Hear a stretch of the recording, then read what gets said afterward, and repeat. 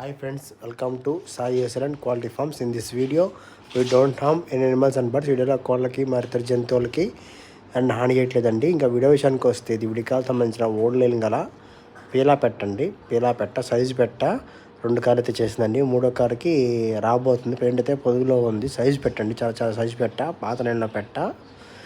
గుడ్లు పెట్టడానికి 3.5 కేజీ నుంచి ఒక అంత బరువు వస్తుందండి. మంచి సైజు పెట్టి చూసుకోవచ్చు.